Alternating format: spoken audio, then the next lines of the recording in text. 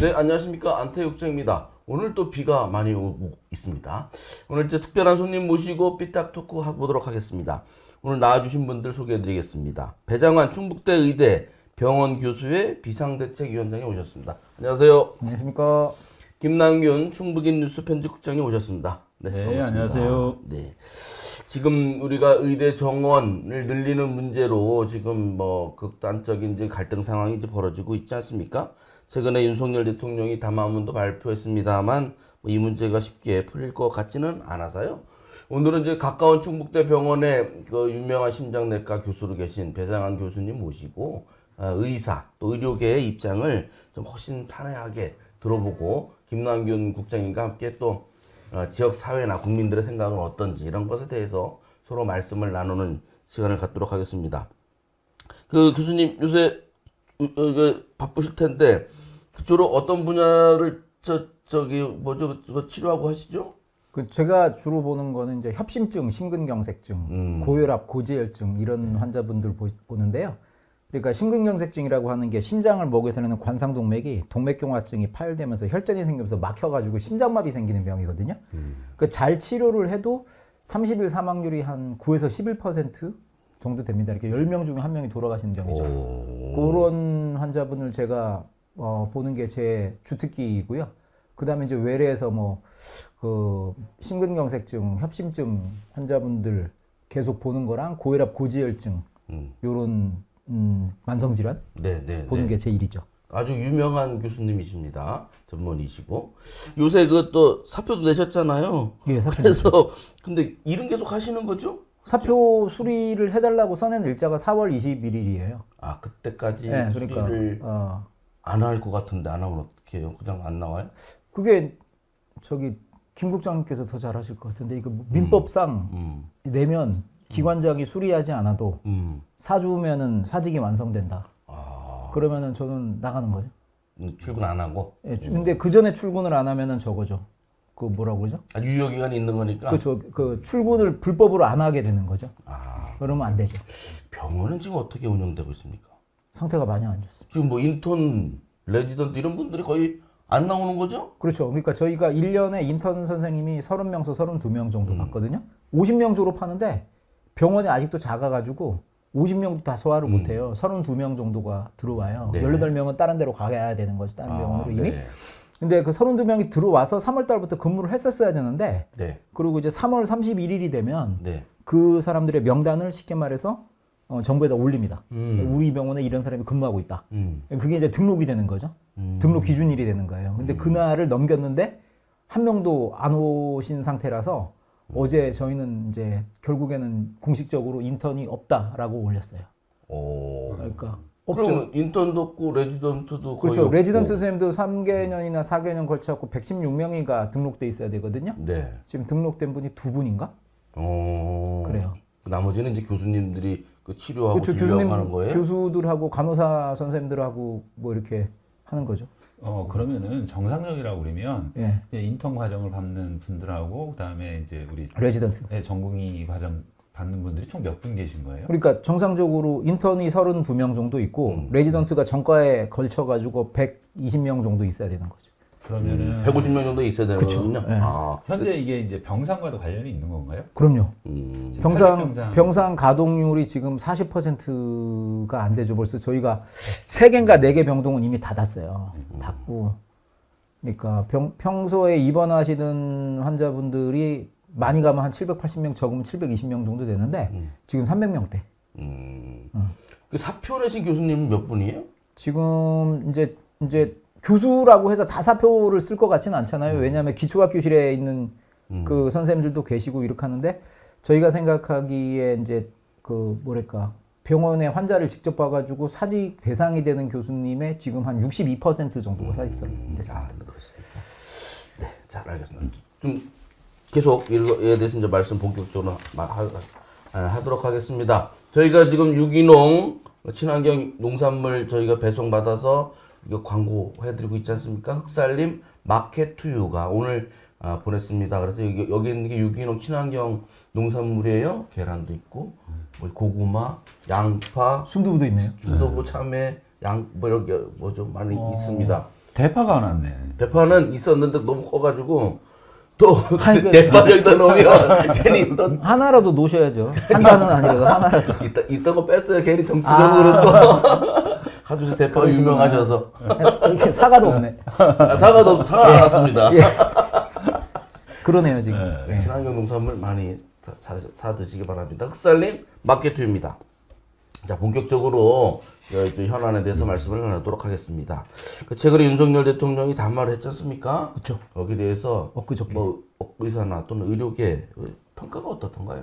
그 혹시 안 부장님 네. 이번에 대통령께서 담화를 하셨잖아요. 네. 담화가 몇 번째 담화인지 아세요? 그거는 잘 제가 대국민 담화 세 번째입니다. 세 아, 번째. 세 번째요? 예, 첫 번째가 그 2022년 10월 달인가 그 할로윈 때 용산 압사 아. 사건 생겼을 때 있잖아요. 그때 하셨고 그리고 부산 엑스포 2030인가 그거 유치 실패하셨잖아요. 그때 하셨고 요번에가 세 번째예요. 근데 상식적으로 생각을 해보면은 이게 제가 뭐 정치계도 아니고 기자도 아닌데 그 총선이나 대선을 갖다가 1, 2주 남겨놓고 대통령께서 담화를 하는 거는 흔한 일이 아닙니다.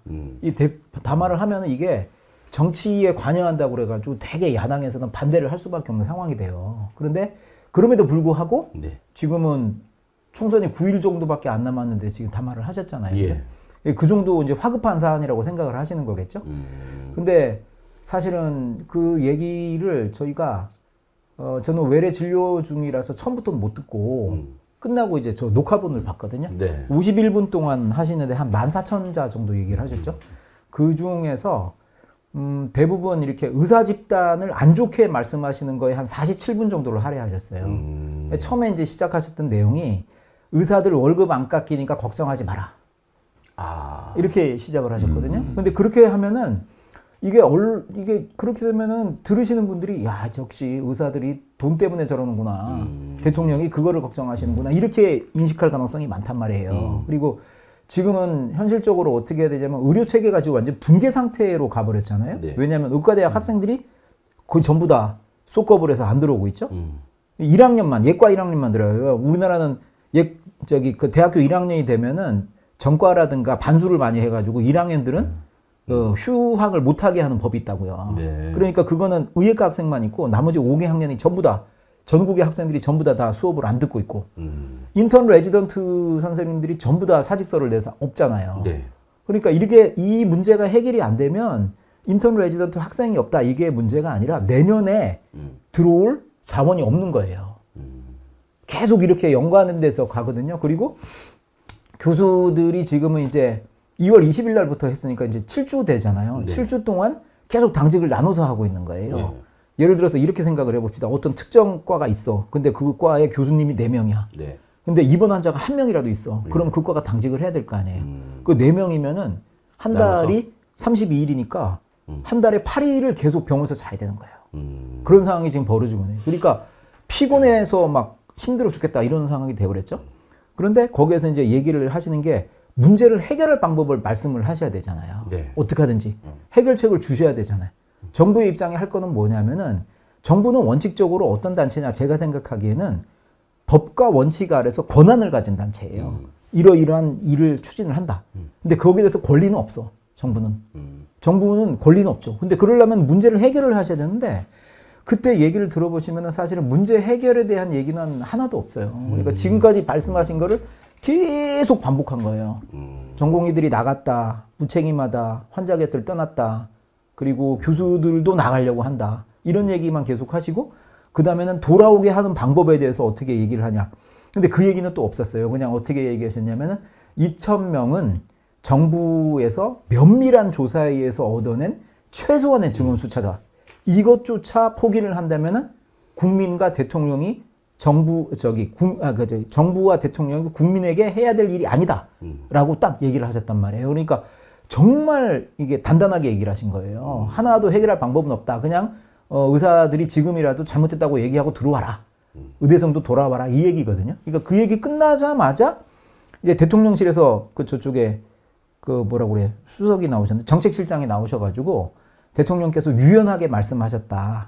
2,000명이라는 숫자가 고정된 것이 아니다라고 얘기를 하셨는데 그 동영상 아무리 돌려봐도 유연하게 말씀하신 게 아니거든요. 그러니까 지금은 문제가 뭐냐면은 이 사태를 해결할 만한 클루를 실마리를 주지를 못하셨다. 이렇게 이제 의료계는 생각을 하고 있는 거죠. 근데 뭐 어제도 뭐 행정안전부 장관인가가 또 뭐 2,000명이 꼭 그렇게 딱 정해진 건 아니다. 뭐 대화를 해야 한다. 뭐 이렇게 계속 얘기를 하는 것 같은데 그렇다 해도 정부 입장에 변함이 있다라고 보지 않는다 이런 거죠. 의사 쪽에서는. 그렇죠. 근데 뭔가 좀 풍향이 좀 바뀌었다. 바람의 강도가 좀 바뀌었다라고 생각을 하는 게 오늘 이제 오전에 또 이제 저쪽에 그 제2차관께서 이제 중대본 브리핑 네. 하셨잖아요. 의사 집단 행동에 대한 브리핑. 거기에 두 가지 말이 없어졌어요. 의사 증원이란 말이 없어졌고 2,000명이란 말이 안 나왔어. 그 다른 얘기만 계속 하셨어요. 2,000공이 사라지신 건가?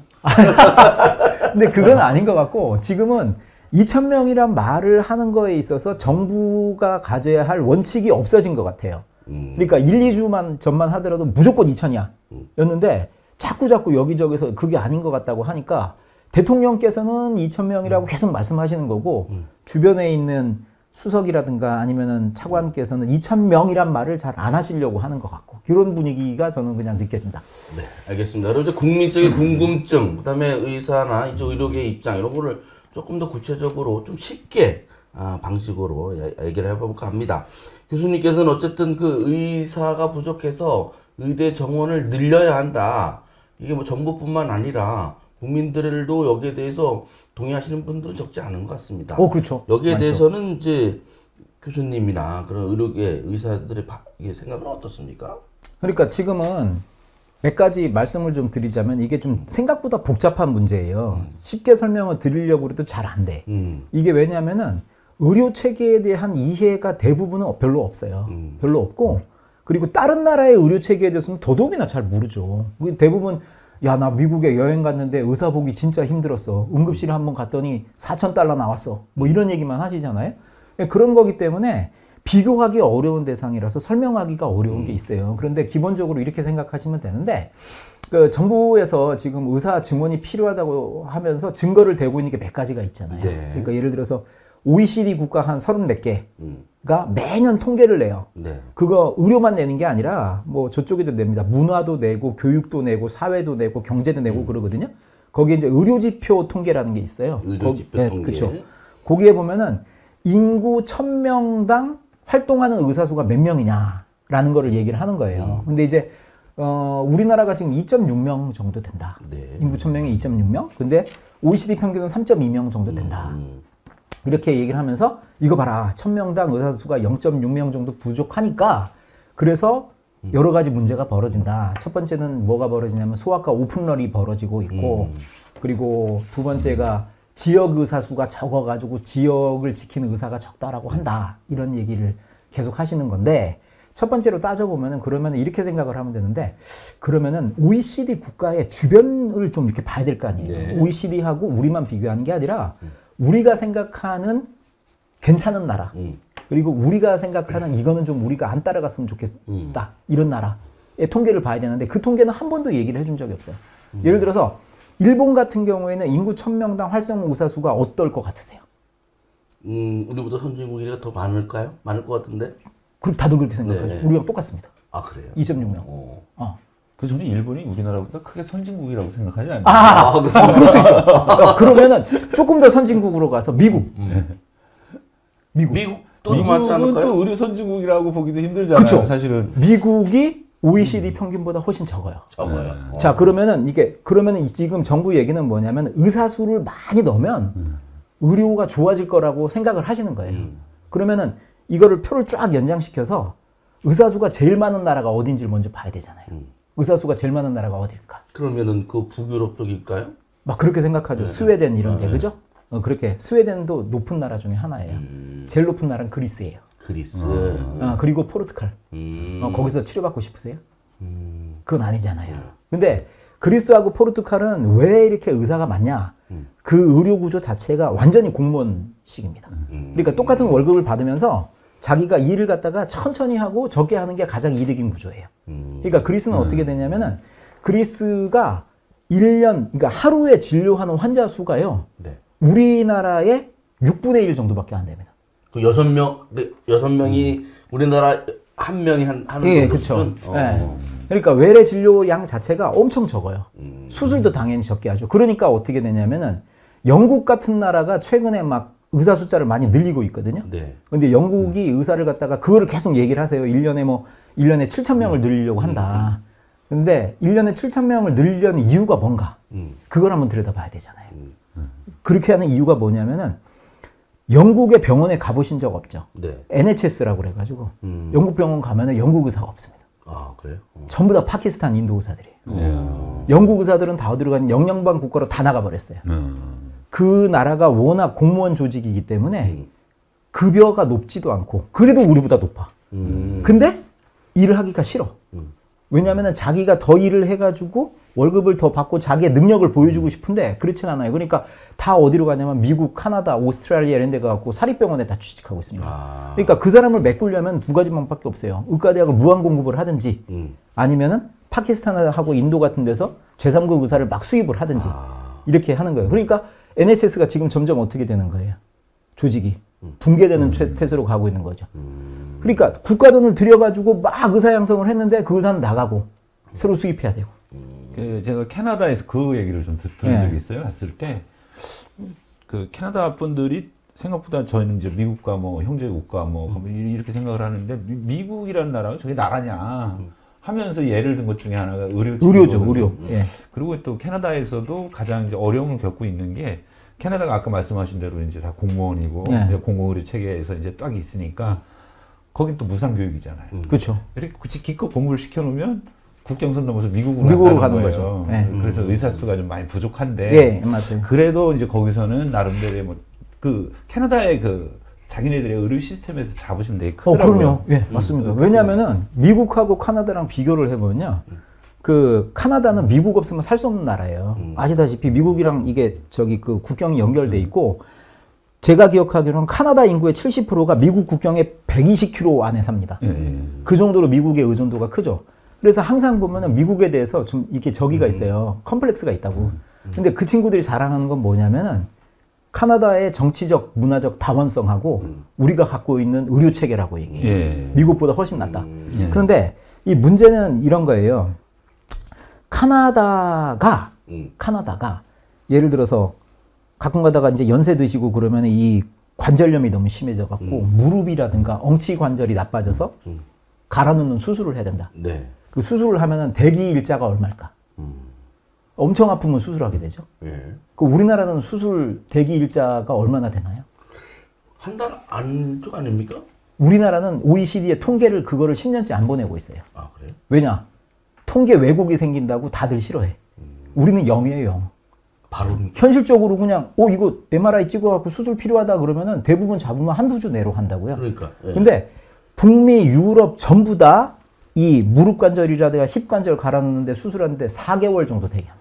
저도 거기에서 캐나다도 맹장 수술 한번 하려면 한 5, 6개월 걸린다 뭐 이런 근데 맹장은 응급이니까 그러지는 않을 거예요. 그러지는 않는데 예를 들어서 암 수술 같은 것도 지연이 심해요. 그러니까 결국은 뭐냐면은 제가 드리고 싶은 말씀은 의사 숫자만 가지고 비교해서는 안 된다. 의사를 어떻게 써먹고 있느냐가 중요하다. 그러니까 10명의 의사라 하더라도 완전히 관제제 조직이라든가 공무원 조직으로 만들어갖고 흐트러뜨려 놓잖아요. 그러면은 그 사람들이 어떻게 되냐, 맨 마지막에 이렇게 된다, 이렇게. 그냥 이렇게 되는데 우리나라는 구조가 달라요. 우리나라는 어떻게 됐냐면 정부가 가격을 통제하고 있잖아요. 네. 그죠? 수가를 통제하고 있죠. 그리고 그 수가가 상대적으로 낮은 편이란 말이에요. 굉장히 낮아요. 그러니까 똑같은 수술을 하면 카나다 수가에 비해서 우리나라가 4배에서 5배 정도 낮고요. 일본이랑 비교해 봐서 서너 배 정도 낮아요. 그러니까 어떻게 되냐, 의사들이 더 많이 해야지 유지가 되는 거예요. 많이 해야 병원도 유지하고. 그렇죠. 그러니까 많이 하고 빨리 하는 거죠. 그러니까 지금 우리나라의 의료가 효과적으로 보였던 이유가 뭐냐면은 정부에서 수가를 통제를 하니까 모든 병원하고 의사들이 그냥 일을 많이 빨리 이렇게 하는 방향으로 커왔던 거예요. 그러면 이제 제가 궁금한 게, 그래서 교수님이 생각하시기에 지금 우리나라 의료의 현실 종합 분석해 보니 교수님께서는 지금 일단 화두가 의대 정원 증원에 대한 게 그쵸. 꽂혀 있으니까 맞죠. 여기에 대해서는 어떻게 됐어요? 저는 반대. 지금 늘릴 필요는 없다. 늘릴 필요는 없다. 그러니까 지금 제가 얘기하는 건 뭐냐면은 늘리는 걸 반대하는 게 아니고 그러면은 배교수 줄여줘? 이렇게 하면 그것도 반대예요. 제가 드리는 얘기는 뭐냐면은 우리나라는 지금까지 특히 특히 의료 인력, 간호 인력도 마찬가지예요. 간호 인력도 그렇고 의사 인력도 그렇고 수급 연구를 제대로 해본 적이 한 번도 없어요. 지금 우리나라가 어떻게 하고 있냐면 최근 10년 동안 1년에 2,000명씩인가 간호대학을 증원시키고 있어요. 그래가지고 OECD에서 보면 국민 10,000명당 간호대 졸업생 수가 OECD 1등이에요. 1등. 근데 활동하는 간호사 수로 따지잖아요. OECD 평균보다 지금도 낮아요. 이게 무슨 말이냐면은 이미 간호사 수급 정책에서 간호사들을 일하는 근무 환경이라든가 업무 환경이라든가 급여 같은 걸 개선시키지 않고 졸업생만 늘려서 해봐야 실패한다는 걸 이미 증명한 나라예요. 근데 의사를 또 똑같이 한단 말이야. 그러니까 제가 얘기하는 건 뭐냐면 증원의 찬성 반대 그게 아니라 제대로 된 연구를 하자라고 얘기를 하는 거예요. 진짜 필요한 인력이 얼만가. 근데 그거를 정부가 안 했다는 거죠. 저번에 문재인 정부 때도 그렇고 이번에 또 이 문제가 그렇죠. 이슈가 되고 있는데 그동안에 그런 연구나 이런 거에 대한 진척이 없었습니까? 있었어요. 세 개가 있잖아요. 정부에서 얘기하는 세 개의 연구가 있죠. 뭐 KDI 연구도 있고 서울의대 홍인철 교수님이 한 연구도 있고 뭐도 있고 한데 그거를 통해 가지고 의사가 15,000명 부족하다라고 결론을 냈어요. 그래서 그다음부터는 어떻게 하냐면 2,000명씩 5년 하면은 일단은 10,000명 늘리고 이렇게 나온 거거든요. 근데 그 논문을 정부에서는 한 번도 1페이지부터 끝페이지까지 안 읽어보신 것 같아요. 그걸 읽어보면 뭐냐면은 현재의 의료 전달 체계가 잘못됐는데 그거를 교정하지 않으면은 그렇게 필요할 수 있다라고 쓴 거예요. 그러니까 의료 체계를 먼저 개선을 해야 된다. 이게 1번이야. 근데 지금 의료 체계가 잘못됐는데 그거를 그냥 유지하면 의사를 퍼부어야 된다라고 얘기를 쓴 거예요. 근데 그게 다 의사를 퍼붓는 작전이 결국에는 의료 비용을 증가한다라는 내용을 담고 있어요. 그러면 어떻게 되느냐? 의료 보험료가 올라가는 거예요. 그만큼 의사 월급도 넣어줘야 되고 그러니까 당연히. 그렇죠. 의사 수가 늘면 그렇게 되겠죠. 그러니까 제가 드리는 얘기는 뭐냐면 의사 증원이냐 반대냐 그런 얘기가 아니라 일단 여기서 멈추라 이거예요. 멈추고 의료를 정상화시켜. 그 다음에 1년이고 2년이고 제가 맨날 드리는 얘기가 뭐냐면 대통령 직속으로 위원회를 만들어. 그래가지고 여기서 저는 좀 질문 하나 드리고 싶은데요. 그러니까 지금 이제 국민들 전체적으로 보면 의대 증원에 찬성하는 사람이 많죠. 이제 저기하고 이제 여기에 대해서는 하여튼 그 반대하면 그러니까 반대하는 거는 이제 의사밖에 없을 정도로 그쵸. 국민 그냥 보통의 정서는 그쵸. 증원이에요. 그런데 이제 그래서 그런데 또 한편에서는 그러니까 국민들이 느끼고 있는 거는 역대 이제 지난 문재인 정부 때도 그렇고 자, 이 부분들에 대해서 논의를 좀 하려고 하면 우리 지금 이제 이런 그 의료 파업이라든가 이런 형식으로 해서 저지하고 논의 있다. 자체를 막았던 거 아니냐 의사들이. 근데 거기에 대해서는 의사들도 할 말이 진짜 많습니다. 첫 번째는 뭐냐면은 이렇게 생각하라 하면 될 것 같아요. 영국이 브렉시트 할 때 국민 투표했죠. 그래가지고 대부분 국민들이 어떻게 했나요? 브렉시트 찬성했죠. 그래갖고 영국이 유럽에서 빠져나왔죠. 그 결과와 직간접적으로 연관돼가지고 영국이 굉장히 어려운 상태에 처했죠. 그 브렉시트 주민 투표 해가지고 결정한 다음에 저녁 7시에 그 구글 영국 사이트에서 제일 많이 올라갔던 질문이 뭐냐 물어본 게 국민들이 브렉시트가 뭐냐? What is the Brexit? 근데 사실 지금도 마찬가지인데 뭐냐면 그러니까 우리 이제 서두에 이제 의료 체계의 기본적인 시스템에 대해서 얘기했는데 우리 국민들은 너무 어려워요. 그러니까 제가 그래서 여쭤보고 싶은 게 뭐냐면은 국민들께서 의사를 늘려야 된다고 생각하잖아요. 근데 의사를 늘려야 되는 근거가 뭔지를 몇 가지를 얘기를 좀 해봤으면 좋겠어요. 국민들이 느끼기에 우리나라가 의사가 부족하니까 이런 것 때문에 의사가 부족한 것 같다. 그러니까 늘리자. 어떤 게 있으세요? 제가 늘 나오는 얘기지 않습니까? 병원에 가면 진료 시간이 짧다. 의사가 바쁘니까. 또 필요할 때 의사가 없다. 시골이나 이런 데는 아예 의사가 없어서 4억 원, 5억 원을 준다 해도 안 온다더라. 그러니까 이제 불안해서 살 수 있냐. 특히 소아과라든지 산부인과 이런데 거기 오픈런이 그러니까 애들 어떻게 키우냐. 자, 거기에 대해서는 제가 얘기를 좀 해볼 게 있는데 첫 번째가 뭐냐면은 병원에 갔는데 의사들이 3분도 진료를 안 해준다 이거거든요. 그런데 그거는 이렇게 생각을 하시면 돼요. 의사 진료 시간을 10분 이상으로 늘릴 수 있습니다. 늘릴 수 있는데 그게 어떻게 생각하면 아주 간단해요. OECD 국가에서 1년에 외래를 보는 숫자가 OECD 평균의 우리나라가 4배입니다. 4배. 이건 뭐냐면은 병원에 가는 게 4배 많다는 거거든요. 그 이유 중에 한 가지가 과도한 의료 사용이라는 게 있어요. 우리나라는. 예를 들어서 이런 거예요. 그 드라마 보면 아침에 김 국장님이 이렇게 김 국장님 예를 들면 안 되겠다. 김 국장님이 아침에 일어나는데 감기 기운인 것 같아요. 그럼 이렇게 넥타이 매면서 나 감기 같아. 그러면은 부인께서 뭐라고 그러세요? 병원 가봐. 그쵸? 얼른 저도 출근하고 한 얘기예요. 얼른 출근하고 그 회사 앞에 거기 개원이 선생님 계시니까 그분 보고 주사 한 대 맞고 이래. 근데 미국 드라마는 어떻게 하나요? 그래요. 미국 드라마는 쉬어 이럽니까? maybe I got the flu. 나 지금 감기 걸린 것 같아. 그럼 뭐라고 그러냐면은 use your sick day 그러거든요. 이게 무슨 말이냐면은 병가를 써라. 이렇게 얘기하는 거예요. 그런데 이게 우리나라 의료 구조 자체가 우리 의경 자체가 굉장히 왜곡되어 있는 거예요. 그러니까 첫 번째는 뭐냐면 제가 드리고 싶은 말씀이 우리나라는 자꾸 기본적으로 의료라는 걸 갖다가 시혜라고 생각하는 버릇이 있어요. 의료하고 복지를 구분을 못해. 보건하고 복지를 구분을 못한다고. 근데 이게 복지는 복지지만 보건 쪽, 특히 의료는 굉장히 비싼 자원이에요. 간호사 한 명 만들 때도 엄청나게 시간이 오래 걸리고 의사도 마찬가지고 거기에 들어가는 약, 그러니까 뭐 저 약도 그렇고 시술 기구도 그렇고 이런 게 다 비싼 거거든요. 그러니까 가능하면은 아껴 써야 돼요. 아껴 써야지 진짜 중병일 때 쓸 수가 있어요. 근데 우리나라는 지금 감기라든가 간단 질환에 대해서 진짜 무한히 사용하게 해놨어요. 근데 이게 우리가 계속 의사들이 얘기했던 거예요. 과도한 의료 사용을 제한해야 된다. 그래가지고 연간 16회 외래 보는 거를 최소한 7, 8회 정도로 낮춰야 된다. 그러면 어떻게 되느냐? 진짜 병으로 온 사람들은 진료 시간이 배로 늘어나는 거예요. 그러네요. 3분, 뭐, 예. 6, 7분, 10분. 예, 그리고 또 하나가 뭐냐면 의료 전달 체계라는 입장에서 한번 생각을 해보자.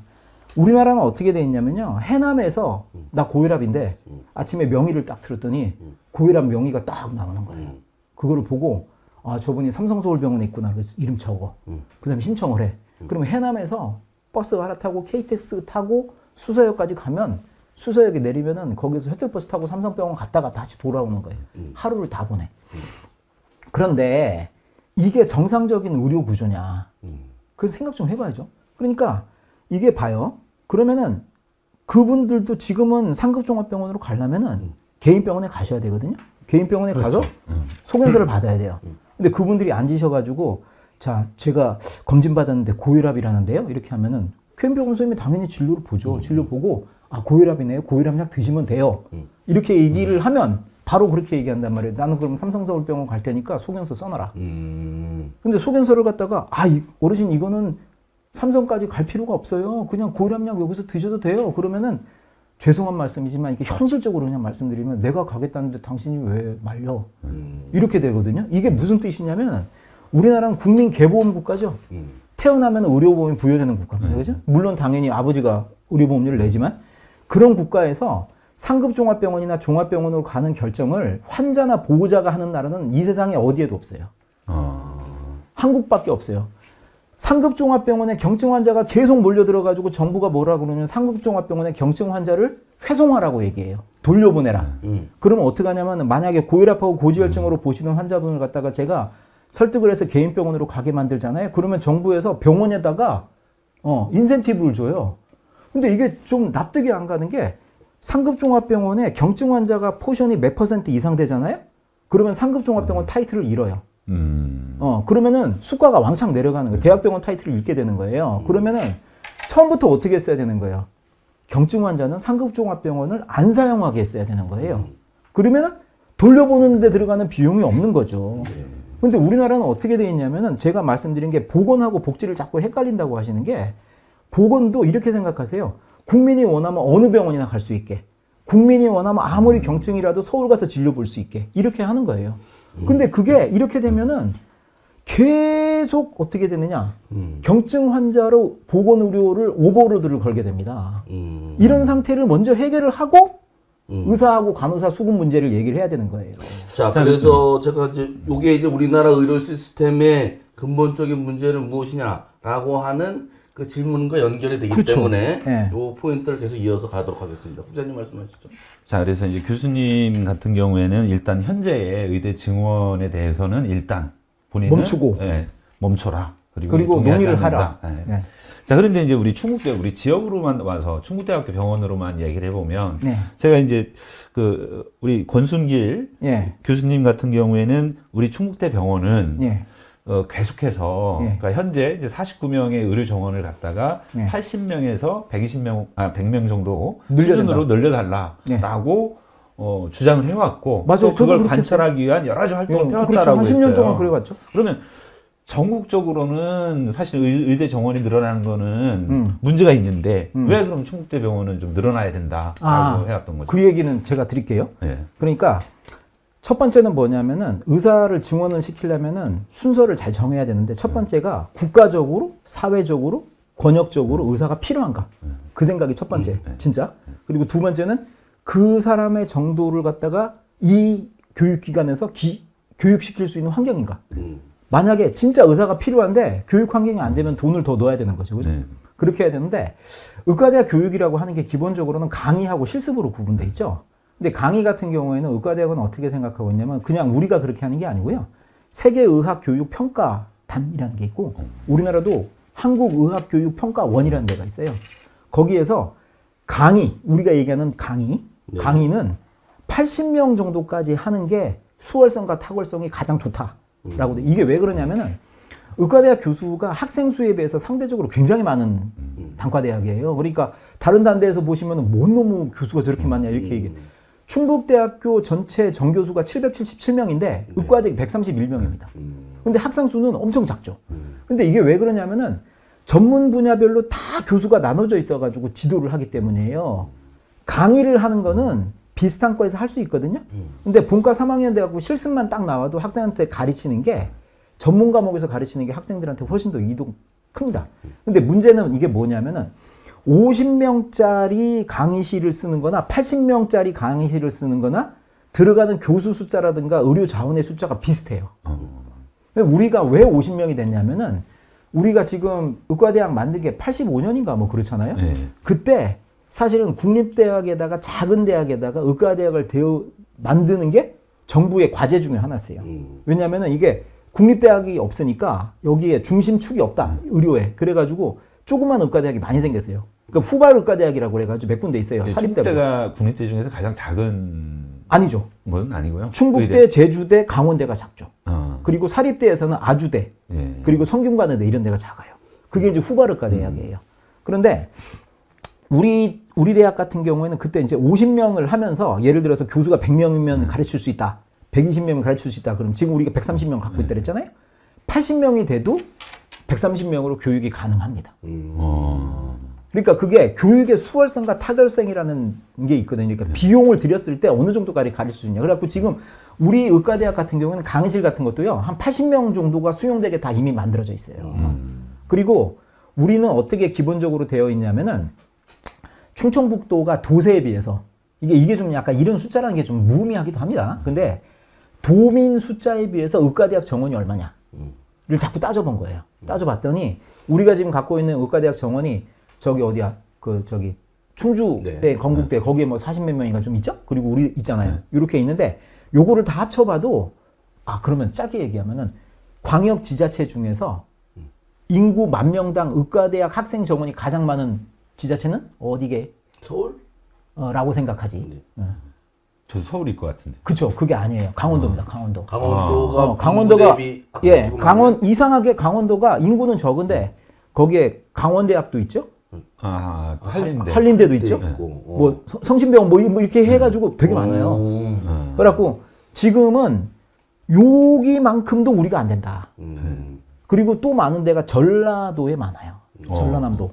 근데 전라남도는 사실은 이제 광주에 있는 거죠. 근데 광주에 조선대학하고 전남대학이 워낙 큰 대학이에요. 네. 근데 거기보다 적으니까 그 숫자를 따져보면은 30-40명은 기본적으로 늘려야 되겠다. 네. 그리고 충북의대가 지금은 50명의 미니의대라서 수월성과 타결성이 떨어지는데 80명 정도는 가르칠 수 있다. 그리고 또 하나 중요한 게 뭐냐면은 김 국장님 이게 우리가 지금 결국은 이 얘기 하려고 하는 게 지역의 필수 의료를 강화하려고 하는 거 아닙니까? 예. 우리 인재를 키워가지고 서울 쪽에다 주려고 하는 거? 예. 아닌가요? 아니죠. 아니죠, 그죠? 예. 근데 저가 안국장하고 저가 여기 학교 이름 얘기해도 되나요? 네. 신흥고 나왔잖아요. 네. 여기 사람이잖아요. 네. 여기서 이제 저는 나진 않았어요. 여기서 네. 중학교 1학년 때부터 살아갖고 여기서 계속 있었던 건데요. 근데 제가 지금 드리고 싶은 말씀이 지금 충북대병원이 850병상까지 운영할 수 있거든요. 예. 근데 아까 제가 말씀드렸듯이 인턴이 몇 명? 30명? 30명. 네. 근데 근데 우리가 보통 750병상 운영하고 있다 그랬잖아요. 네. 그 30명으로 나눠보면 얼마예요? 한 명당. 20에서 25명이죠. 네. 인턴 20에서 25명 환자 한 명당 하나. 음. 이렇게 되어 있잖아요. 요게 좋은 구조야. 예. 그러니까 예를 들어서 이런 거죠. 의사 수가 무조건 많으면 좋으냐, 인턴 레지던트가 무조건 많으면 좋으냐. 예를 들어서 환자가 700명인데 인턴이 100명이에요. 뭐 200명, 300명이야. 그러면 어떻게 될 것 같으세요? 전인 진료가 가능하다? 그럴 수는 있지. 근데 문제는 뭐냐면 그 인턴이나 레지던트가 환자로부터 배워야 되는데 배울 게 없는 거죠. 그러니까 지금 우리가 예를 들자면 이런 거예요. 내과가 입원 환자가 우리 병원 운영하면 350명 정도 되거든요. 입원 환자의 반 정도가 내과예요. 그런데 내과가 지금 3년제거든요. 한 년 차 레지던트가 6명이에요. 그 18명이죠. 그러면 우리가 내과 학회에서 뭐라고 돼 있냐면은 한 레지던트당 15에서 20명 정도의 환자를 배정하는 게 제일 교육에 좋다. 이렇게 돼 있어요. 그러면 만약에 20명이라고 생각을 하면 15명이라고 하면은 300명이잖아요. 예. 그러니까 지금 우리가 딱 적정한 숫자의 환자를 갖고 레지던트를 지도하는 거예요. 그러니까 훌륭한 의사가 나오죠. 뭐 지금 충북대학교 내과를 나왔는데 아주 이상한 진료를 한다 이런 의사 아직 없거든요. 잘 교육하고 있어요. 그런데 만약에 여기에서 의과대학 정원을 지금처럼 4배로 늘렸다. 자, 그러면 한번 본격적으로 예. 200명으로 예. 늘렸을 때 어떤 일이 발생하는 거죠, 그러면? 자꾸 지금 도에서는 무슨 말씀을 하시냐면 총장도 그러시고 도지사도 그러시고 예과는 교양과정이니까 걱정할 게 없다. 그동안 2년 동안 필요한 물적 이런 거 만들어가지고 대비하면 된다. 이렇게 얘기하시거든요.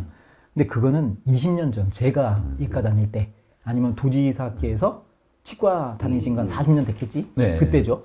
근데 지금은 본과 과정이 이제 예과 2년, 본과 4년이잖아요. 예. 근데 옛날에는 4학년 때 대부분 병원에 임상실습을 나왔어요. 예. 근데 요즘은 어떻게 됐냐면은 실기형 교육이 훨씬 더 유세해요. 예. 그러니까 병원 임상실습이 4학년하고 3학년으로 확장됐어요. 3, 4학년. 3, 4학년. 그래서 3학년에 강의하던 게 어디로 내려갔어요? 2학년으로 가고, 네. 2학년 게 1학년으로 가고, 본과 1학년에서 가르치던 기초의학 과목이 상당수가 예과로 이미 넘어갔어요. 네. 그러니까 뭐냐면은 옛날에 제가 의과대학 다닐 때는 본과 1학년 때 배우던 생화학, 조직학 이런 기초의학 과목이 예과로 넘어갔어요. 그러니까 벌써 예과 때 실험 실습이 필요해요. 근데 지금은 뭐냐면은 실습방이라고 우리가 갖고 있는 게 60명에서 많으면 80명. 그러니까 테이블이 하나 있는데 테이블이 10개가 있어. 지금 우리가 어떻게 쓰면 8개 정도 테이블을 쓰고 6명씩 앉히고 있거든요. 그러니까 48명이죠. 그런데 그 테이블을 10개를 되게 만들어 놨다고요. 예. 8명까지 넣으면 80명까지 견딜 수 있게 해놓은 예. 거예요. 근데 그걸 어떻게? 2년 내에 4배로 만들어야 되는 거예요. 예. 그리고 또 하나 50명 정도 들어가가지고 교수님 한 분하고 조교가 가르쳤잖아요. 예. 이거를 교수 4명? 조교 4명으로 늘려야 되는 거예요. 과목마다. 예. 그러면은 교수를 최소한 4배로 고용을 해야 되거든요. 현 130명에서 그러면 한 400명 정도 수준으로요. 예. 예. 그러면 그거 교수를 어디서 어떻게 구해와요? 그래서 그 이어서 하는 얘기인데 그 지방자치단체 역할도 여기서 이제 같이 이제 전봉이 되고 있고 최근에 배 교수께서 김영환 지사하고도 면담을 했어요, 그죠? 예. 그래서 김영환 지사도 충북도에서 뭔가 환영하고 계속적으로 이쪽에 주장을 하고 있는데 이런 배경은 뭐라고 국장님은 보시는 건가요? 일단 지금 이제 청주 시내 전역, 충북도내 전역에 이제 현수막이 붙어 있잖아요. 의대 정원, 그러니까 충북에 이제 300석. 그러니까 충북에 300명으로 충북에 늘어났죠. 300명 늘렸다고 이제 211명을 늘렸죠. 네. 예, 뭐 전국에서 제일 많은 수치죠. 그래서 이제 본인의 이제 성과라고 그렇죠, 얘기를 하고 성과라고 이걸 가지고 지역의 이제 의료 수준을 갖다 획기적으로 높이겠다. 그러니까 일단 성과라고 이제 지금 내세우고 계신 것 같아요.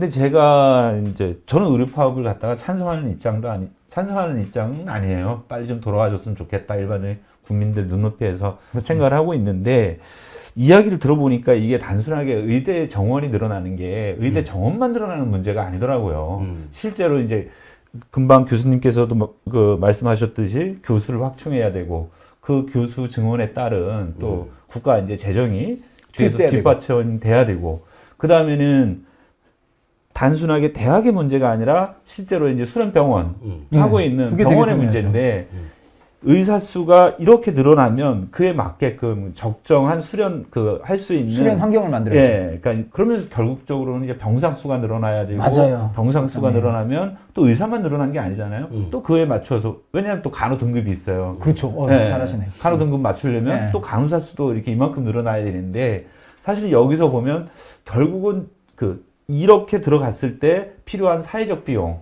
이걸 갖다가 어디서 충당할 거냐. 그다음에 이 병원이 이걸 감당할 수 있느냐. 사실 요 문제를 우리가 한 번도 얘기를 안 해봤던 것 같아요. 저는 맞아요. 취재를 하면서 그 얘기를 드리는 거예요. 사실 그게 정말 이거 되게 중요한 문제다. 그래서 의대 증원하면 충북대 병원 운영이 타격을 입는다. 파산한다라는 기사를 쓰셨잖아요. 그게 그 연결되는 배경인가요? 그렇죠. 그래서 저도 그 얘기를 들었을 때 이게 뭔 얘기야 도대체. 처음에는 이해가 안 되죠. 예. 사람이 많이 들어오는데 뭐가 그게 문제야. 일할 사람이 많은데. 그랬는데 그거 듣고 나서 좀 약간 이런 면이 있었는데 한 번도 생각을 못 해봤구나. 그거 되게 중요한 문제다는 생각을 이렇게 했었어요. 생각하면 되는데 지금 우리가 750병상을 유지를 해가지고 강연차당 30명 되는 인턴 레지던트를 가르치는 거잖아요. 인턴이 30명 오고 3, 4개년차 레지던트를 합쳐서 120명이라고 했으니까 그러면 한 년차당 30명을 받은 거예요. 그죠? 근데 문제는 뭐냐면은 의과대학 정원이 49명에서 200명이 되면 200명을 다 받지는 못할 거예요. 근데 최소한 우리가 3배를 받았다고 생각을 해봐요. 그 정도는 받아야 되잖아요. 그래야지 뭐 지방의료에 남기죠. 그러면은 150명이 들어왔다. 그러면은 인턴이 30명이었다가 150명이 된 겁니다. 그 5배가 늘었죠. 그러면은 병상수가 어떻게 되는 거예요? 5배가 늘어야 되는 거죠. 수지가 그래야지 만들려면? 아니 수지가 많은 게 아니라 교육 환경을 만들려면 일단 교육. 그러면은 우리가 750병상인데 지금 800병상이에요. 5배로 늘리면은 몇 병상인가요? 4,000병상이네요. 4,000병상이면 지금 병상에서 3,200병상을 늘린 거예요. 그럼 그 병원이 외적으로 볼 때 건물이 4배가 늘어나야 되겠네요. 그렇죠. 근데 지금 신설 병원을 만들 때 우리가 병상당 얼마로 시작을 하거든요. 우리 충주병원 얘기하고 있죠. 건축비처럼 건축비, 그렇죠. 예, 건축비도 들어가고 왜냐하면 그게 중요한 게 300병상, 500병상, 1000병상 이렇게 갈 때마다 곱하기 뭐 5분의 3 곱하기 100 이렇게 되는 게 아니라 어느 정도 크기가 커지면 들어가는 기자재가 더 많이 필요하게 돼요. 그래서 예를 들어서 300병상짜리를 만드는데도 지금 우리가 책정한 돈이 뭐 5천억 원인가 뭐 이렇다잖아요. 근데 이게 지금 5천억 원이? 예, 깜짝 놀라시죠? 그럼 충주 분원을 지금 하는데 지금 충주지는 분원 새로 하는데 우리가 제 기억하기에 4,600억 원으로 예타가 들어갔어요. 그게 몇 병상이에요? 350병상인가. 350병상에 4,600억 원. 예, 그러니까 이게 뭐냐면은 한 병상당 10억이 넘죠. 1000병상짜리 병원을 지려면 얼마가 필요한 거예요? 조가 필요한 거예요, 조. 그냥 이렇게 누울 수 있는 침대를 놓고 그런 게 아니에요? 아니죠. 거기 안에는 CT, MRI 이런 거 다 해야 되고 동축선 다 넣어야 되고 그리고 요즘에는 기본적으로 보건의료 시설은 내진 설계 다 해야 되고요. 그래가지고 지금은 이 돈을 갖다가 정부에서 넣겠다라고 말씀을 하신 거예요. 근데 지금까지 꺼낸 얘기가 뭐냐면 몇 조 단위가 안 돼. 근데 지금 이렇게 의과대학 증설을 2,000명을 했잖아요. 그러면 60% 의대생이 늘어난 거거든요. 그러면 지금 필요 병상수가 어마어마합니다. 근데 정부가 아무 말도 안 하는 이유가 뭐냐? 보관이 있어요, 정부는. 정부는 보관이 있어요. 가르쳐 줄까? 네. 응? 보관? 보관이 있어요, 정부는. 정부는 보관이 뭐냐면요. 그거를 수용할 수 있다라고 생각하고 있는 것 같아요. 그러니까 이 병상 증가 없이? 예. 어떻게 가능한 거죠? 민간병원에다가 허가를 갖다가 2027년까지 경인지방에 6,600병상을 이미 허가를 내줬거든요. 민간에 동탄 막 이런 데다가. 아니고. 그러니까 결국은 어떻게 됐냐면은 지방 국립대를 중심으로 의과대학 학생을 늘려가지고 인턴 할 수 있는 인력을 꺼내서 여기서 교육시켜서 글로 보낸다. 그렇게 할 수밖에 인간의? 없죠. 그치. 네. 국가 재정이 안 들어가려면. 그렇죠. 그렇게 할 수밖에 없죠. 그러면 결국에는 이게 우리가 얘기할 때, 모든 영역에 우리나라는 학벌이란 게 있잖아요.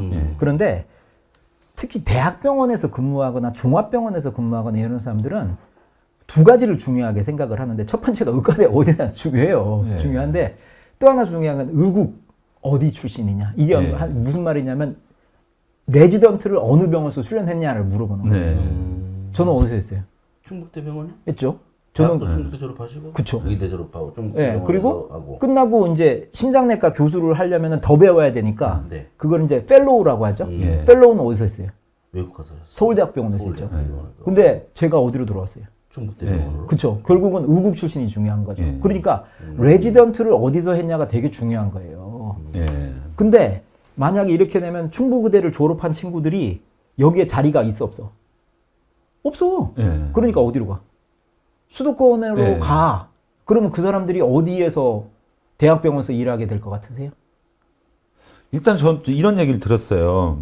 일단 그 우리 국립대병원 교수님들은 이 얘기를 하는데 국립대병원은 쉽게 얘기해서 이제 충북대 병원은 충북을 떠나서 도망을 갈 수가 없다. 이게 무슨 말이에요? 그게 무슨? 예? 그러니까 그래서 이제 우리 이제 지역에 이제 공대병원이 이제 몇 명으로 드는 거죠? 공대병원이 지금 몇 명 늘었지? 나도 지금 확실히 거기 100몇 명이 됐죠. 네. 왜냐하면 지금 우리가 151명 늘었으니까 60명 늘었네요. 60명. 그러니까 이제 건국대학교 충주병원 같은 경우가 지금 이제 기본적인 진료 시스템마저 이제 무너져가지고. 그쵸. 안 되죠. 그 다음에는 이제 부실하게 운영하니까 거기서 일하시는 분들 있잖아요. 간호사, 뭐 의료기사, 노동자들이 임금도 좀 체불이 돼 있나 봐요. 그러면서 그래요? 맨날 이제 건국대병원 정상화해라, 여기 투자해라. 투자 안 하죠. 왜냐하면 네. 서울에 병원이 있는데. 그러니까 그런데 그러면 건대에 이만큼 늘어난 숫자가 과연 이게 우리의 지역 의료 인력으로 남고 지역 이걸 남을 거냐? 결코 아니다. 이 사람들 다 뭐냐면 아니죠. 서울에 있는 그 수련병원으로 가서 그렇죠. 예.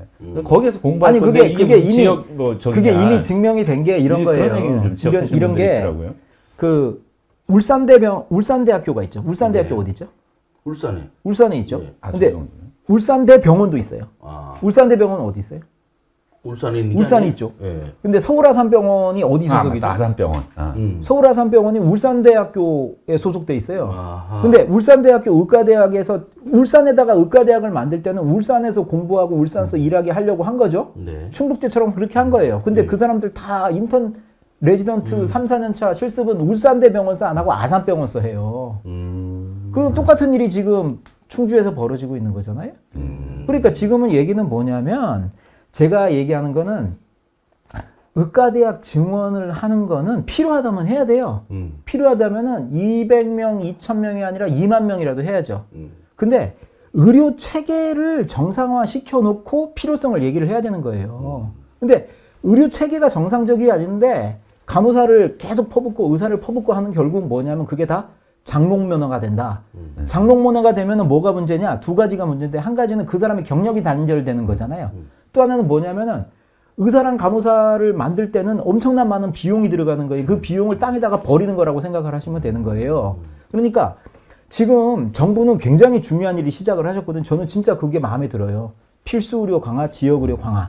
이게 나는 정말 마음에 든다고. 왜냐하면 이런 얘기를 이전 정권은 한 번도 함부로 하지도 못했어. 그런데 이 방법 중에서 4가지의 필수 의료 패키지를 만들었어요. 그죠? 근데 그 중에 한 가지가 의대 증원이에요. 그러면은 이게 무슨 말이냐면은 의대 증원은 수단이란 얘기죠. 목표는 뭐야? 필수 의료 강화야. 지역. 그러면은 근데 이게 문제가 어떻게 되냐면은 지금 대통령께서 하시는 게 목표하고 수단이 바뀌어 버렸어. 그냥 의대 증원이 목표인 것처럼 하신단 말이에요. 이러면은 다른 모든 정책 아젠다는 그냥 물속에 들어가는 거예요. 이번에 이제 노동계에서 저희 충북에서도 기자회견을 했거든요. 그러니까 병원에서 일하고 있는 노동자 이제 중심으로 해서 이분들이 그 기자회견을 하면서 요구를 했었던 게 뭐냐면 공공의료 체계를 강화해야 된다. 현재 그 정책대로 추진한다고 하면은 사실상 이제 민간병원 중심으로 인력 공급하는 그것밖에 안 된다. 그래서 사실상 이 많은 의사가 증원돼도 효과가 나타나려고 하면 10년이 걸리죠. 지역에 있는 공공의료 기관들 있잖아요. 그러니까 공공의료 병원이 생기고 이 안에서 수용이 돼야지 지역에 이제 맞는 의료 수준을 갖다 개선할 수 있다. 이런 유의 그러니까 지금은 보건의료 노조에서 말씀하시는 게 뭐냐면은 이런 거예요. 지사께서 계속 그러시잖아요. 요번에 보은에 또 웅덩이에 빠진 불쌍하게 죽게 된 그 애기 얘기하시고 북3군하고 남3군의 의료 격차가 너무 커져가지고 이거 해결해야 된다. 그런데 북3군하고 남3군의 의료 격차 문제는 하루 이틀 문제가 아니었어요. 이게 거의 10년, 15년 해묵은 문제예요. 그러면은 그게 만약에 북3군하고 남3군의 의료 격차가 벌어졌다는 걸 알았다면 어떻게 해야 되는 거예요? 그거를 10년 전에 알았어. 그러면 의과대학 만들어야 돼요? 병원이 생겨야죠. 그쵸. 그 동네 병원이 있어요. 그쵸. 네. 그쵸. 그러면은 이게 도저히 수지타산이 안 맞는다. 네. 그러면 어떻게 해야 되는 거예요? 수지타산이 안 맞으면 민간이 투자를 안 할 거 아니에요. 네. 그러면 어떻게 해야 돼요? 공공해야죠. 공공이 해야죠. 근데 만약에 거기에 이미 사립병원이 있어. 그럼 그거 어떻게 할 거예요? 인수를 해야 되나요? 인수라도 해야죠. 정부에서 돈을 퍼부어야죠. 지자체도 돈을 퍼붓고. 그동안 안 한 거야. 그래가지고 계속 그 지표가 유지가 된 거예요. 했다 하더라도 미미했겠지. 그러니까 변화가 없겠지. 근데 이거를 갖다가 마냥 의사들이 의과대학을 짓는 거를 반대하고 의사 증원을 반대해서 계속 이 일이 있다고 생각하게 만들면 안 돼요. 이거는 도지사나 도청이 뼈아프게 받아들여야 돼요. 북3군하고 남3군의 예방가능 사망률이 높고 치료가능 사망률이 높은데 이게 벌써 10년, 15년 됐다. 그러면 무릎 꿇고 빌어야 돼요. 그동안 우리가 의료정책을 잘못해가지고 정부의 지원을 못 받아가지고 도에서 지원을 안 해줘가지고 도민들이 이렇게 위험에 빠진 걸 우리가 두 손을 놓고 있었습니다. 아니면은 지원을 했는데도 불구하고 지표가 안 좋아지고 있습니다. 그럼 원인 진단을 해야지요. 지원이 부족해서 그런 거냐 아니면 이게 다른 원인인 거냐. 그거를 해가지고 거기에 맞는 정책을 즉각적으로 계속 내놔야 돼요. 근데 지금 의대 증원을 해가지고 의사가 나오면 몇 년 걸린다는 겁니까? 10년 걸리죠. 그럼 10년 동안 뭐 하실 거예요? 그래서 제가 이제 이어서 이제 얘기를 이제 해보겠습니다. 아니 얘기를 할수록 뭔가 아까는 잘 알아들었는데 점점 걱정이 앞서고 있어요. 그렇죠. 지금은 걱정을 해야 될 판이죠. 제대로 된 걱정. 이겁니다. 그래서 당장 걱정은 이따 전공의는 병원을 떠났고, 그렇죠. 학생들은 휴학한다고 하고, 그렇죠. 또 교수님들도 사표를 내고 있고. 그렇죠. 그럼 이거 지금 그런데 지금 주장하시는 거 양측의 뭐 대화 타협이라든가 뭐 어떤 그건 아직은 이제 어디일지 모르겠습니다만 지금까지는 불투명하고. 그렇죠. 그래서 이거 지금 어떻게 언제까지 자, 이렇게 가야 되는 겁니까? 이거 한번 보세요. 지금은 일단 이사 때 제가 생각하기엔 이게 사실은 국가 위기상인 거예요. 요번에 대통령도 그러셨고 장관도 그러셨고 차관도 그 얘기 하셨잖아요. 국방과 교육이 국가의 일이듯이 보건의료도 국가의 일이다. 이렇게 얘기하셨거든요. 네. 이게 결국은 뭐냐면 이게 그 보건의료라는 게 정부에서 책임을 져야 된다. 이렇게 얘기를 한 거란 말이에요. 그런데 이거를 아까 말씀드렸던 그 필수의료 패키지 말이에요. 그게 제가 생각하기에는 그 하나하나가 논의를 하면 진짜 1, 2년씩 논의를 해야 되는 것들이 많습니다. 근데 이거는 그냥 가만 놔두고 무조건 의사를 증원시켜. 그러면은 다 해결돼. 이렇게 얘기를 하시잖아요. 근데 자 보세요. 의사가 100명이 들어갔어요?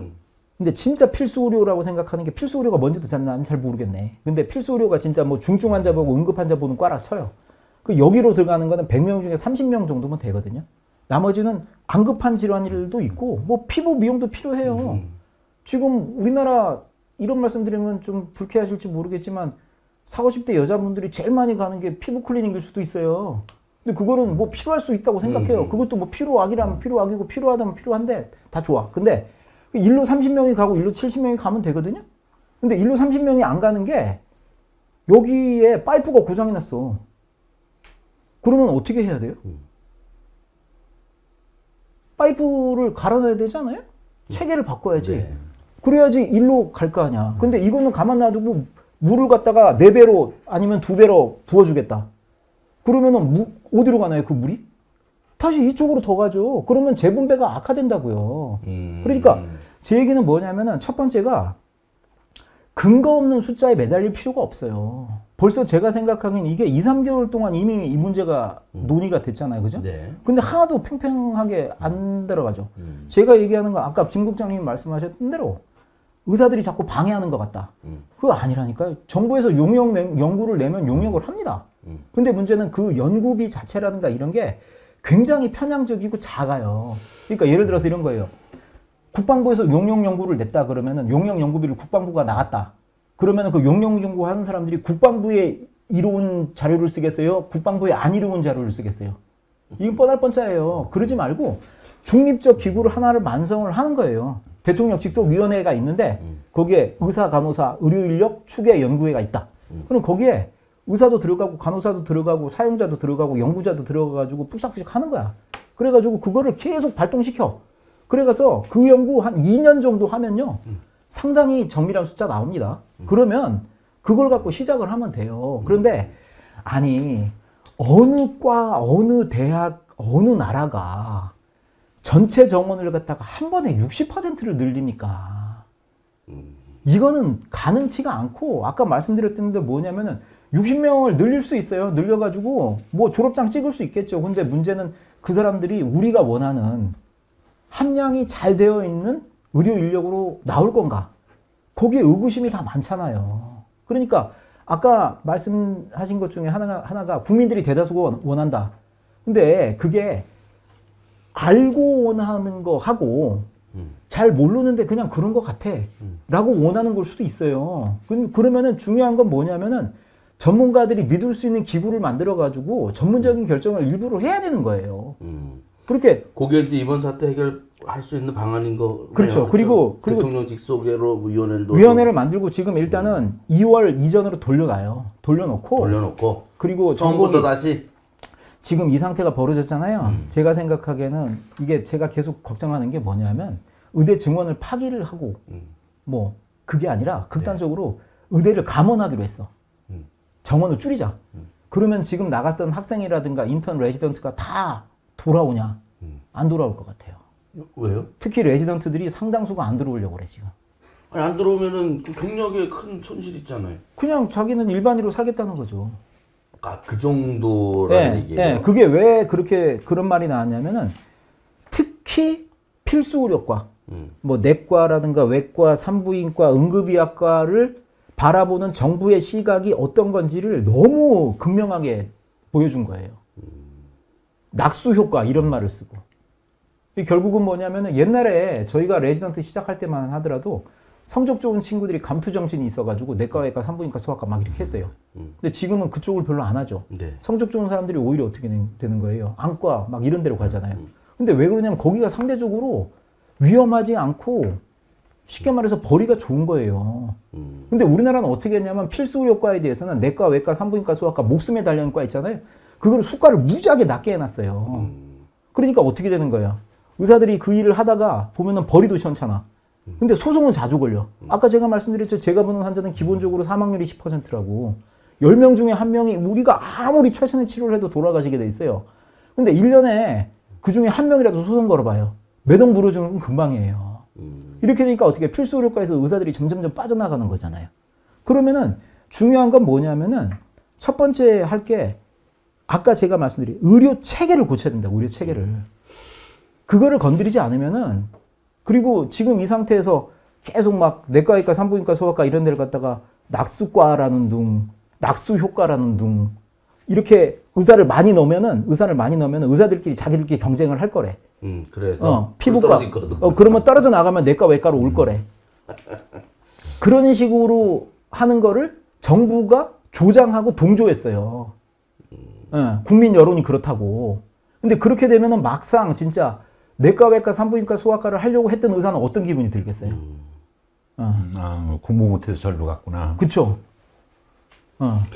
이제 그런데 이게 좀 걱정이 이 시계에서 이제 의료 파업이 이제 벌어지고 있고, 그렇죠. 의료뿐만 아니라 환자, 국민들 불편도 계속되고 있고. 제일 중요한 게 환자 불편이 있으면 안 되는 거죠. 첫 번째 기본이 그거예요. 그런데다가 이게 좀 당장 해결이 안 될 것 같고. 안 되죠. 그러면은 이거 어떻게 해야 되는 거예요? 또 앞으로 또 10년 또 이렇게 가는 거예요? 지금은 거의 뭐 강대강 구조로 지금 붙었잖아요. 그죠? 강대강 구조로 붙어 있는 게 정부가 제가 생각하기에는 정부는 의료계에다 얘기하지만 의료계에서 보면 정부가 1cm도 물러난 게 없어요. 똑같은 얘기만 계속하고 있어요. 2,000명은 논의의 대상이 아니다. 그런데 대화는 열려 있다. 국장님이 보시기에는 이 해결 방안은 뭐 어떻게 됩니까? 그러니까 지금 이런 거예요. 윤석열 대통령 그분 있잖아요. 이렇게 우리가 그냥 좀 저렇게 쓰는 말로 하면 가오를 되게 중시하는 분들인데 이거 지금 물러나면 가오 떨어지잖아요. 아니 근데 이게 저는 아니 근데 그걸 그렇게 생각하면 안 되지. 아니 이거 지금 아니 그게 아니라 아니 대통령이 그렇게 생각하시면 안 된다고. 네. 네.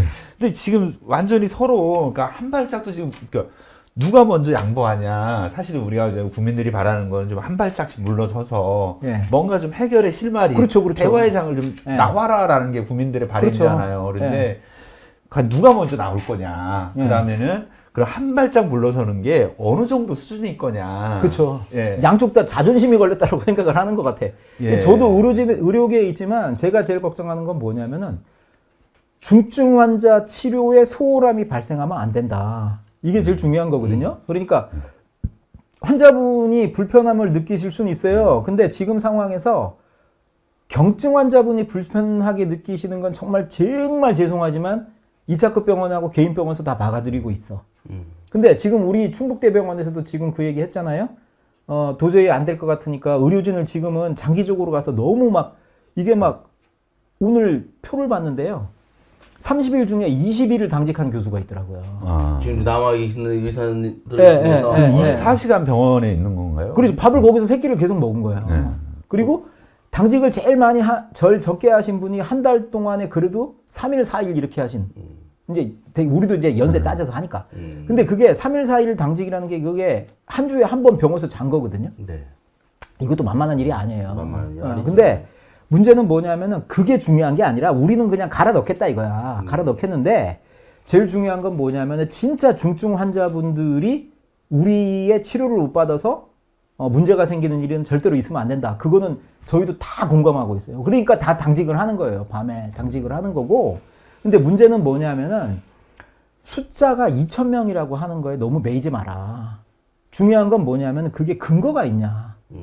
근거가 있으면 받아들인다. 근데 지금까지 정부에서 삼았던 3가지 근거가 없어. 그걸 갖다 이미 정부도 알아요. 그거를 쓴 연구진이 나와가지고 내 얘기는 그게 아니다라고 얘기를 했어요, 벌써. 그러니까 이렇게 되면은 정부에서 생각을 딱 바꿔가지고 야 이거 물론 그럴 수 있겠죠. 대통령께서 야 이거 내가 지금까지 절대란 말을 갖다가 절대적으로 한 300번은 썼을 텐데. 근데 이걸 물리기가 힘드시겠죠? 근데 이렇게 되면은 지금은 제가 생각하기엔 이런 말씀 드려서 정말 죄송하고 저도 공무원인데 대학병원에 저기 국립대에 있으니까 지금 의사가 환자의 목숨을 볼모로 삼은 게 아니시고요. 정부하고 대통령께서 국민의 목숨을 볼모로 해가지고 의료계를 겁박하는 것 같아요. 상황이. 이렇게 되면 이거는 안 끝나는 싸움이 되죠. 그러니까 숫자에 매몰되지 마시고 그 숫자가 진짜 논리적인가를 한 번만 더 생각해 보시면 돼요. 그렇게 하고 야 이거 지금 일단은 이렇게 얘기를 하셔야죠. 국민들이 너무 불편해 하신다. 이거는 아닌 것 같다. 일단은 내가 이거 정지시킬 테니까 최대한 의과대학생 전공의들 복귀해달라. 교수들도 설득을 해라. 그 대신에 어떻게 할 것이냐? 대통령 직속 위원회라도 만들어가지고 최소한 1년 이상 수기하는 구조를 만들겠다. 이걸 나의 정권을 걸겠다. 라고 얘기를 하셔가지고 지금이라도 그렇게 돌아가셔야 돼요. 왜냐하면은 이게 소아과 오픈런이라고 하는 거는 불편하죠. 불편한데 감기철 지나가면은 그 소아과 가면 텅텅 비어 있습니다. 근데 감기철에서 생기는 오픈런을 의과대학 증원의 근거로 삼는 나라는 세상에 어디에 없어요. 그리고 이렇게 얘기를 드리고 싶은데 소아과 오픈런 생기는 병원도 그래프를 보잖아요. 아침 9시, 10시에 한 번 생기고 오후 4시에 생겨요. 2번. 왜 이렇게 몰려? 이게 직장에 갈 때 애를 병원서 보이고 가려고 하는 거예요. 이건 무슨 말이냐면은 엄마 아빠가 일을 하는데 직장에서 아기가 아팠을 때 반차를 안 내주는 구조로 우리가 일하고 있다는 거예요. 이거는 의료로 해결할 문제가 아니고 근로 현장의 문제로 받아들여갖고 돌봄에서 해결을 해야 되는 문제라고요. 이거를 자꾸 복잡하게 막 섞어가지고 얘기하시면 안 돼. 내가 아기가 아픈데 아기가 3살이야. 근데 저쪽에서 전화가 왔어. 어린이집에서 아기가 열이 나요. 그럼 엄마는 당연히 걱정이 되죠. 그러면 안 되면은 돌봄 학교를 연장을 시켜가지고 엄마가 퇴근할 때까지 볼 수 있는 구조로 만들어 주거나 아니면 직장 구조가 야 아기가 아파도 진단서가 없어도 반찬을 쓸 수 있게 해주는 나라 구조로 가야 되는 거예요. 알겠습니다. 근데 제가 이제 하나 더 이게 우리 정파적인 어떤 편향성을 가지고 생각할 수도 있기 때문에 그러는 거 질문이에요. 문재인 정부 때도 이 문제가 있었는데 근데 다시 원위시가 됐던 거잖아요. 그렇죠, 맞아요. 윤석열 정부 때 지금 이 문제가 다시 발생하고 있는데 그 전 정권과 현 정권과의 이 과정에서 뭐 차이점이라든지 뭐 그런 게 좀 있습니까? 아니 뭐 변화가 있다든지. 그 전 정권에서는 어떤 거에 집중을 하셨냐면요. 그 이제 보장률 강화라는 걸 굉장히 신경을 쓰셨어요. 그러니까 이제 우리나라가 OECD 또 얘기 또 나오는데 OECD에서 그 의료비 GDP 중에서 의료비에 쓰는 돈이 얼마냐. 이게 이제 OECD가 한 9.6%쯤 되거든요. 전체 GDP의 9.6%를 보건의료비에 쓰는 거야. 근데 우리나라가 몇 년 전까지만 해도 그보다 낮았어요. 의료 이용은 6배가 많은데, 예. 이거 이상한 거지? 그러면 단가가 싼 거 아니야. 그러니까 간호사들 집에 못 가고 계속 병원에 있는 거예요. 그러니까 이게 늘어나가지고 쭉 올라와서 지금은 OECD보다 높아졌거든요. OECD보다 높아졌는데, 문제는 뭐냐면, 요 OECD에서 높아진 보건의료 비용 중에서 국가 보험에서 내주는 돈, 네. 하고 실손보험하고 내 주머니에서 나가는 거. 이거는 보험은 국가에서 해주는 거잖아요. 어쨌든 간에. 나머지 실손보험은 내가 들고 싶으면 드는 거잖아요. 네. 그리고 내 주머니에서 내는 거는 내가 내는 거고. 그러면 어떤 게 더 많아야 되는 거예요? 국가? 그렇죠. 네. 그러니까 이 똑같은 9.8% GDP를 내는 나라 중에서 의료보험이 커버하는 부위가 가장 적은 나라예요. 대한민국이. 국가보다 많은 게? 예, 예. 그러니까 우리나라 의료보험에서 커버를 해주는 게 가장 낮은 나라라고. 그것도 충격이네요. 나 근데 전혀 그런 얘기를 정부에서 하나도 안 하죠. 예. 우리나라의 세계적으로 히트 상품 중에 하나가 내세우는 게 우리 저기 그쵸. 근데 보건의료 비용은 1인당 보건의료 비용은 아직도 OECD 평균보다 낮아요. 적게 쓰고 있어. 근데 의료 사용량은 4배야. 그러면 단가가 낮다라고 밖에 생각할 수밖에 없지. 근데 문제는 뭐냐면은 우리가 얘기하는 국민건강보험에서 나가는 부분이 1인당 의료비 중에서 포션이 50% 근처밖에 안 돼요. 나머지는 다 내 돈으로 되는 거예요. 그러면 정부에서 해결해야 될 것은 이런 문제가 먼저예요. 그래서 전 정권에서는 보장률 강화를 하려고 노력을 했죠. 그래서 의사수를 증원해야 된다. 아니요. 그때는 어떻게 했냐면은 그 전에 정권에 박근혜 정권에서 의료보험 유보금이라고 있었거든요. 이게 결국 건강보험을 걷었는데 돈을 적게 줘가지고 쌓인 돈이 있었다고. 네, 20조가. 네. 그거를 해가지고 MRI 같은 걸 갖다가 막 급여로 풀어줬어요. 그때 의사들이 그랬거든요. 이 그렇게 하면 안 된다. 속도 조절을 해야 된다. 그러면서 나왔던 게 그때는 뭐였냐면은 아까 그 김 국장님이 말씀하신 충북대병원 80명으로 충북의대 80명을 증원하는 거 그거는 2000년에 의사 파업이 크게 있었죠. 그게 의학 분업 때문에 그랬잖아요. 네. 그때 350명의 의대를 줄였죠. 그래가지고 350명을 회복하려는 노력을 계속 해왔어요. 정부마다. 그래가지고 문정권 때도 코로나 전에 이거를 돌리려고 했어요. 그래서 그때 왜 아마 김 국장도 아실 텐데 충북의대 거의 80명 될 것 같다고 막 사회적 분위기 있었잖아요. 그게 뭐냐면 서남의대가 교육 환경이 안 좋아서 망했잖아요. 네. 그 30명 하고 일부에 있는 그 350명 TO를 이렇게 해가지고 지방에 있는 국립대 미니의대에다가 주려고 하는 움직임이 거의 확정적이었어요. 근데 그때 코로나가 막 생기면서 어떤 일이 나왔냐면 갑자기 그거 없던 걸로 하고 공공의대 이렇게 얘기한 거예요. 그러면서 의정협의가 완전히 깨진 거예요. 그때 공공의대 얘기 안 끝내고 제가 생각하기에는 미니의대에다가 30명씩 주는 걸로 했으면은 충북의대도 이미 30명이 됐었을 것 같아요. 코로나 거치면서 이제 의과대학을 그냥 증설하거나 신설하는 얘기는 다 없어져 버렸고 공공의대가 계속 나오면서 문정권 때 이게 깨진 거죠. 그게 이제 수면으로 다시 들어갔다가 다시 올라온 게 요번에 다시 올라온 거예요. 그때는 이제 처음에 얘기할 때는 그런 논의가 되게 많았어요. 350명 정도는 다시 돌이킬 수도 있는 거니까 처음에 그게 있으니까 그러면 한 500명 정도 생각하지 않을까? 그러다가 작년 10월만 하더라도 작년 10월 대통령실에서 나오는 게 1000명 정도 대통령이 의지가 있다. 이런 얘기가 많았어요. 대통령 의지가 강력하다. 그런데 2달도 안 돼갖고 갑자기 2,000명이 된 거예요. 그러니까 1,000명에서 왜 2,000명으로 튀었는지를 누구도 설명을 못해요. 듣다 보니까 그러면 350명이 줄었었고 이 부분들은 충분히 원상될 수 있다. 이런 생각을 많이 하고 있었죠. 네. 그래서 우리도 30명 그러고 정도 늘 수 있다 이렇게 생각한 거예요. 그다음에 그 얘기는 결국 뭐한 500명 정도 증원은 받아들일 수 있다는 그 거예요. 논의를 했었으면 받아들일 수 있었겠죠. 근데 2,000명은 너무 근거가 없다. 왜냐하면 350명은 옛날에 수요에서 떨어진 거기 때문에 이걸 갖다가 원상태로 회복하는 거는 가능하겠다. 네, 제가 답답해하는 거는 이게 뭐 각자 주장이 다르고 가다 보면 언제까지 우리는 또 그게 문제예요. 언제까지 그러니까 이렇게 이 상태가 되면은 첫 번째가 공급자 입장에서 저희는 공급자잖아요, 그죠?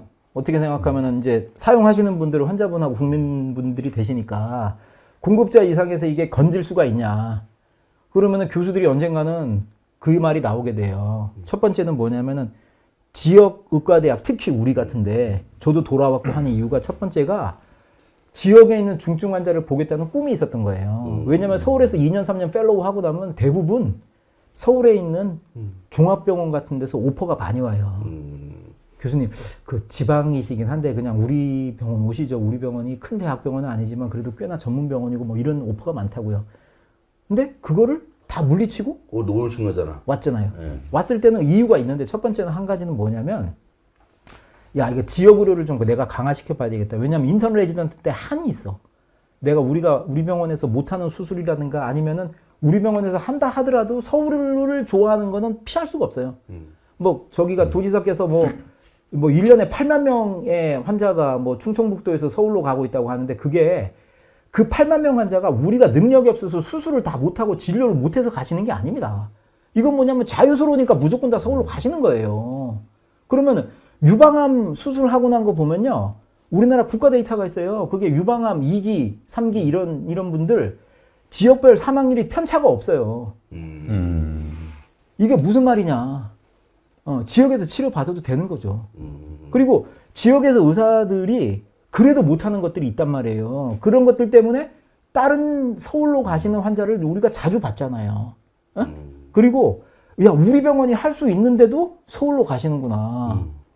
그러니까 자존심 같은 게 있다고. 우리를 어떻게 하는지 일으켜가지고 우리 지역 환자분들이 우리를 믿고 여기서 치료받을 수 있게 만들어야 되겠다. 이게 하나가 있고 또 하나가 대학으로 온 이유는 뭐냐면은 급여가 많아서 4억 이런 얘기 좀 제발 좀 그만 좀 하세요. 4억을 누가 받은 거예요. 김인 교수가 뭐 35세면 4억 받는다고 그랬는데 그분 보니까 요번에 그 공직자 후보자 신고한 거 보니까 재산이 32억이더라고요. 그 교수님, 네. 그 월급 그래서 궁금해하는 사람이 많긴 한데 네. 혹시 뭐 대충이라도 좀 얘기해 줄 수 있어요? 경력 좀 한 30년 되신 건가요? 지금요? 네. 지금은 제가 나이가 만으로 55살이잖아요. 그러니까 인턴 때부터 시작을 인턴 제가 94년에 시작했거든요. 충북대병원에서. 네. 그 얘기를 해드리자면 이렇게 하면 되는데 저 인턴 때 진짜 근무를 갖다가 한 달에 집에 한 3일 갔거든요. 12개월 동안.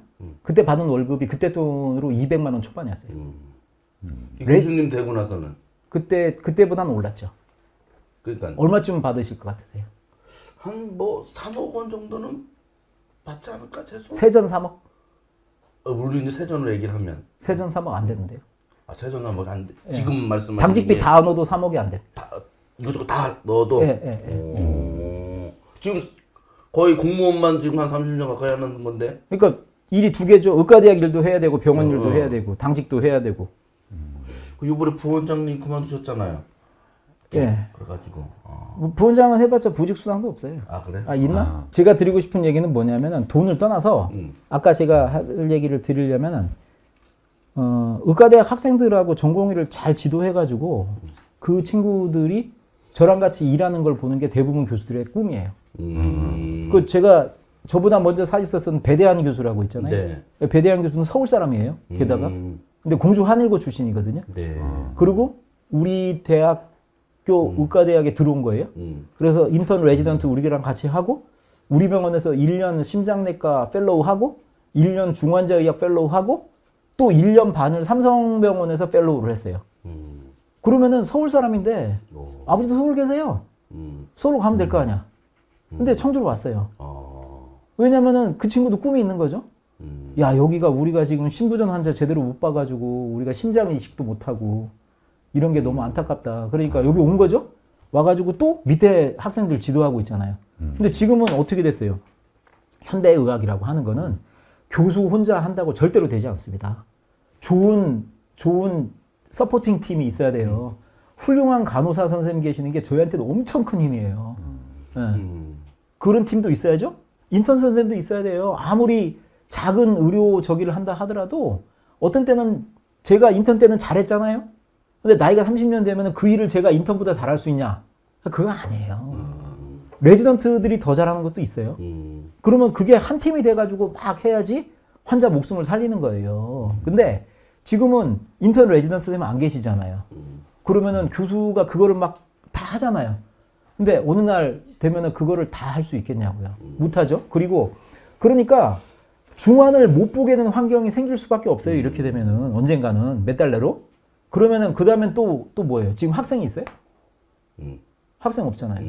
인턴 레지던트 없잖아요. 우리가 지도할 사람이 없잖아요. 그러면은 교수들이 어떻게 되겠어요? 그냥 사직으로 내몰리는 거예요. 알겠습니다. 그 저희가 지금 얘기한 지가 한 1시간 20분이면 최장 우리 삐딱토크를 좀 얘기를 하고 있는 건데 거의 이제 결론은 이제 내야 될 것 같습니다. 뭐 듣고 보니까 사정이 잘 이해가 됐어요.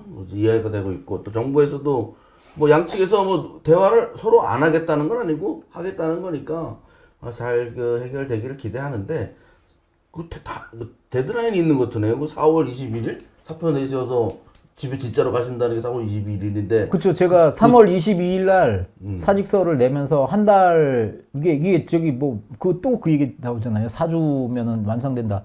총장은 교수들 사표를 하나도 수리를 안 했어요. 뭐 병원장도 수리를 안 했고. 그러면 이제 뭐 이제 교수들이 결정을 해야 되겠죠. 나갈 거냐 있을 거냐를. 그 저기 박경진 원장 제가 이 어깨 꿀잼 그 미끄럼틀인 그 눈썰매 장갑 넘어져가지고 저 어깨 다쳤잖아요. 그렇죠. 이거 지금 계속 다니고 있어요. 저도 거기서 수술했는데 지금 몇 달째 하고 있는데 박경진 원장님이 그 교수님 걱정 많이 하시더라고요. 그렇죠. 그래서 원장하고 4월 21일 날 진짜로 그때까지 사태 해결 저기 그 없으면 진짜 집으로 가실 거예요? 지금 생각은 그냥 관두고 싶어요. 제가 이번 사태를 보면서 느꼈던 게 뭐냐면 아까 말씀드렸던 대로 이게 제가 가졌던 꿈이 점점 멀어진다는 생각이 드는 거예요. 정부의 태도도 그렇고. 그리고 이 어려운 상황을 보면서 제가 별로 안 봤으면 했었던 여러 가지 꼴도 많이 봤어요. 학내에서 갈등 상황도 벌어졌고 이런 걸로 제 감정을 또 소비하고 싶거나 체력을 소비하고 싶은 생각이 없어요. 그냥 저는 그렇게 되면은 제가 근데 이렇게 한다고 해서 하루아침에 무슨 뭐 전 빼고 뭐 이런 저기 미용 성형 이런 거 하겠습니까? 그 재주도 없고요, 저는. 그렇게 되면은 아무래도 뭐 그 중증도가 낮은 병원에 가서 일할 방법을 찾겠죠. 잘 알겠습니다. 일단 이번 사태가 4월 21일 전에 일단은 가시적인 그 어떤 그 대화의 묻거나 해결의 분위기가 만들어졌으면 좋겠습니다. 국장님도 마지막으로 한 말씀 해주시죠. 뭐 제가 국민의 입장에서 예, 빨리 이 문제가 풀렸으면 좋겠죠. 풀렸으면 좋겠고 그 다음에는 저도 교수님의 의견에 동의하는 부분들이 자 이참에 그러면 우리 이제 충북 우린 지역이니까 어떤 것들이 진짜로 지역 의료 수준을 높일 수 있을 것인지 또 국가적으로도 전체적인 이 공공의료 수준을 높여낼 것인지 이런 거에 대해서 문제가 터졌으니까 그쵸. 한번 근본적으로 토론이 되고 검토가 되고 또 전문가들이 참여해서 안을 만들었으면 하는. 국장님, 저는 국장님 이런 말씀을 정부 측에서 얘기해 주시는 거를 듣고 싶은 거예요. 교수님, 이참에 우리 다 듣고 한번 얘기합시다. 1년 동안 한번 끌어봅시다. 그러면서 일단은 전공인들 들어와야 되고 학생 들어와야 되니까 이 지금 했던 우리 그거 일단 정지시킬게요. 그리고 그 대개 정부에서 만나시면은 누굴 만나시냐면은 총장, 학장, 병원장 이런 분만 만나요. 그분들은 그냥 정부에서 주시는 지원금에 목을 맬 수밖에 없는 분들이에요. 그러면은 쉽게 말해서 장관이 오셔가지고 우리 참 라이즈 사업에 지금 충북대에다가 그 메스 2억 들어갈 돈이 있잖아요, 그죠? 그거 뭐 잘 집행되고 있나 모르겠네요. 하여튼 저희가 열심히 도울게요. 이렇게 하면서 그 다음에 그 의과대학 증원 문제가 있는데 그러면 총장이나 학장이 어떻게 하시겠어요? 걷다 대고 그거 아닙니다 이렇게 말 못하죠. 그게 아니라 진짜 일하시는 분들을 포함한 토론회 장을 만들자. 그 전에 2월 전으로 돌아가 놓고 시작을 하자. 그래야지 우리도 환자 보면서 할 거 아닙니까? 예. 알겠습니다. 이걸 마지막 말씀하신 걸로 네. 하도록 하겠습니다.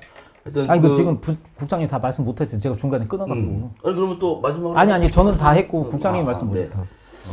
그렇게 하시죠. 그리고 하여튼 이거 보시고 정부 측에서도 이런 거 보시게 되면 그런 입장들을 잘 이해하실 수 있을 거라고 그 이해하는데 그런 이제 좋은 계기가 됐으면 좋겠고 저 시청자 여러분들 더 답답한 마음이 있을 텐데 어쨌든 이런 얘기 들으시면 문제가, 더 답답하실지도 몰라요. 그 의료 시스템 개선, 우리나라 전반적인 그런 의료 시스템의 완전한 개선이라든가 뭐 변화 이런 거를 촉구하는 하나의 좋은 계기가 좋은 쪽으로 그렇죠. 바뀌기를 기대하면서 오늘 삐딱 토크 스페셜 배장환 교수님 그리고 김남균 국장님하고 말씀 나누는 거 여기서 마무리하도록 딱 할까요? 한 가지만. 제가 뭐 도지사님 앞에서 흥분하고 그랬던 거에 대해서 이런저런 말씀이 많으시는데 도지사님도 그렇고 도청의 공무원분들 특히 그렇고 저도 그렇고 우리 병원도 그렇고 다 생각하는 것은 어떻게 하든지 충청북도가 다른 지역에 비해서 이게 의료가 낙후돼 가지고 나빠지는 거를 원하는 사람 한 명도 없어요. 다 좋아지길 바라는 거예요. 그런데 제가 말씀드리고 싶은 건 뭐냐면 모든 정책형이라는 것은 옳은 방향으로 가야 되고 적절성이 필요하다. 적기적소에 적소에 필요한 자원을 투여를 해야 되는 거거든요.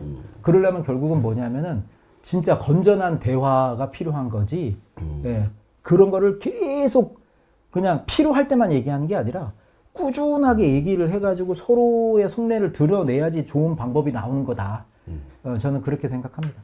네, 알겠습니다. 오늘 장시간 같이 말씀해 주셔서 고맙습니다. 감사합니다. 네, 고맙습니다. 감사합니다. 태희 화이팅.